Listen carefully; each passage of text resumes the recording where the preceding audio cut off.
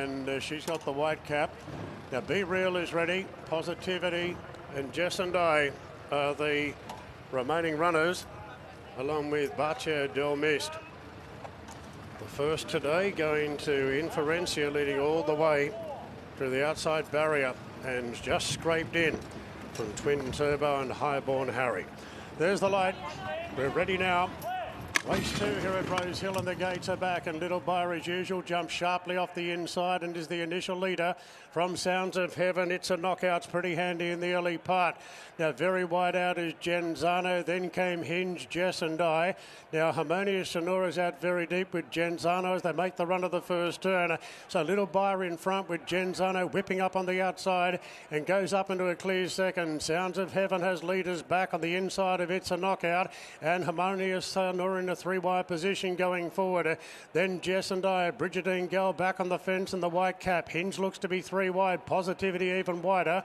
Further back in the field then to La Spirit Dealer, followed by Mare Mount Buller tucked away on the inside of Fun Sunday. And the last two, Be Real along with Bacio Del Mist. So the two greys are the last two in the run.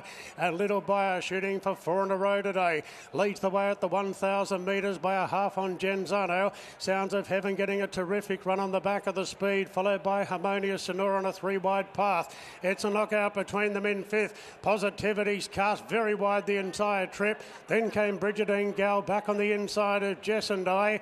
Hinged is further back from the Spirit Dealer. Mare Mount Buller, Fun Sunday. And the last two, Bacio Del Mist and Be Real is back on the inside running rail. 600 to go. And Little Buyer still travelling in the lead. Genzano's under the pump. So's Harmonious Sonora. Sounds of Heaven creeping right up on the coattails of the leader. It's a knockout looking for room towards the inside, and now Bridgetine Gal starting to pick up. Little Buyer leads at the 350, but Sounds of Heaven is closing in, and Bridgetine Gal is coming off heels with a good run. Mare Mount Buller starting to slice through, and Be Real back on the inside, but Sounds of Heaven takes the lead. Mare Mount Buller's going up the inside with the final rally. Mare Mount Buller goes to Sounds of Heaven, and Mare Mount Buller too strong beats Sounds of Heaven, and Bridgetine Gal third in front of Be Real.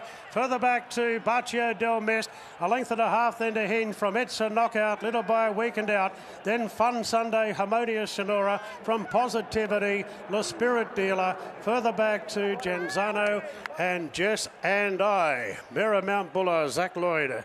Too good in the Epona stakes.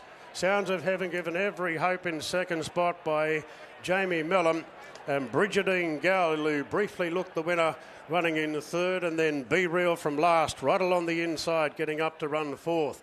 Time is 1:56.04. And Mare Mount Buller, Cherry Ripe today, third up from the spell.